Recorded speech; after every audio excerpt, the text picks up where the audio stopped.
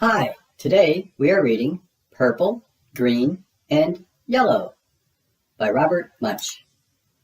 Purple, Green, and Yellow.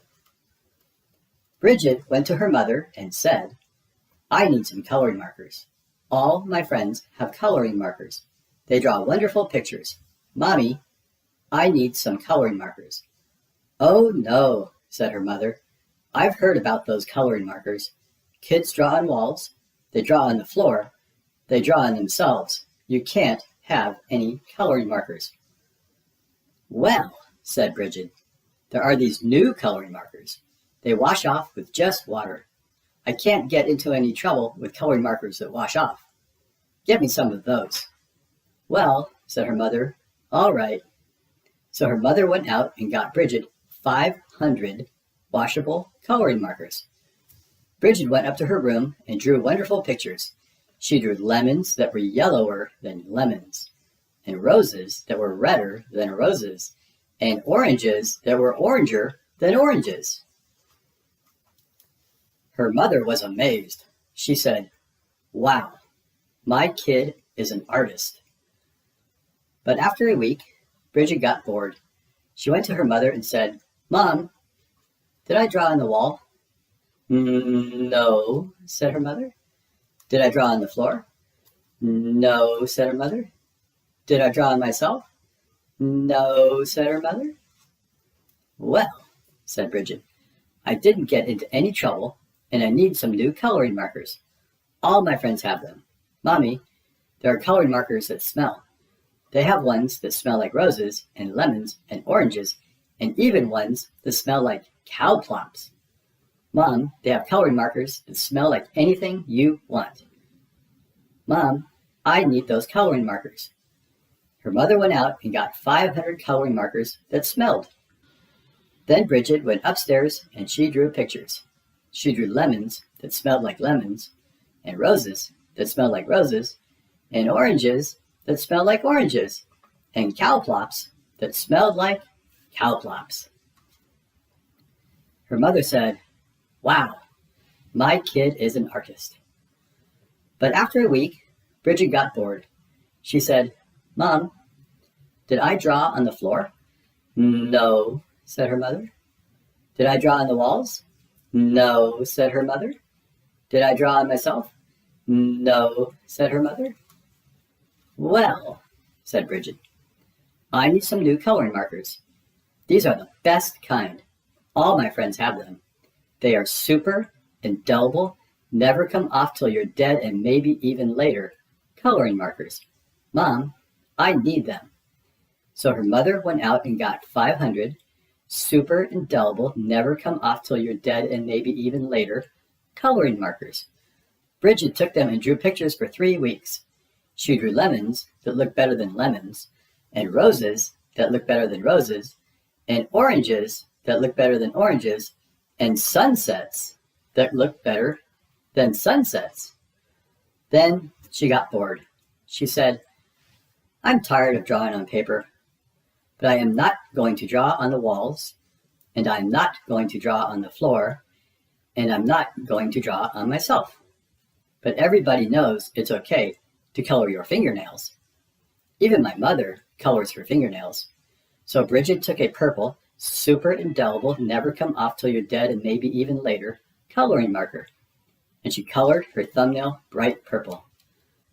And that was so pretty, she colored all her fingernails purple, black, and yellow. And that was so pretty, she colored her hands yellow, green, and red. And that was so pretty, she colored her face purple, green, yellow, and blue. And that was so pretty, she colored her belly button blue. And that was so pretty, she colored herself all sorts of colors, almost entirely all over.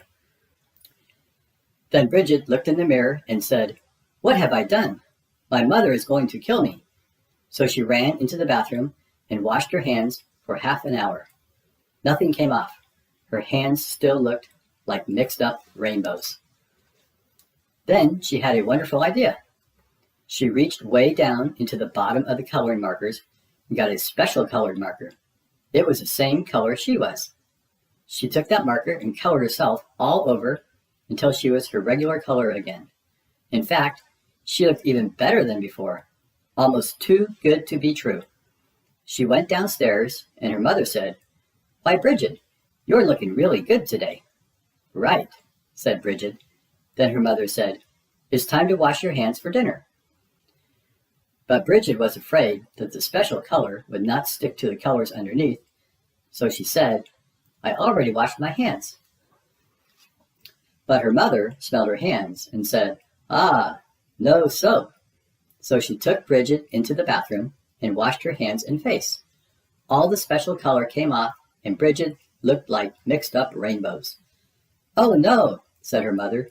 "Bridget, did you color your hands with the coloring markers that wash off?" "No." "Bridget, did you color your hands with the coloring markers that smell?" "No."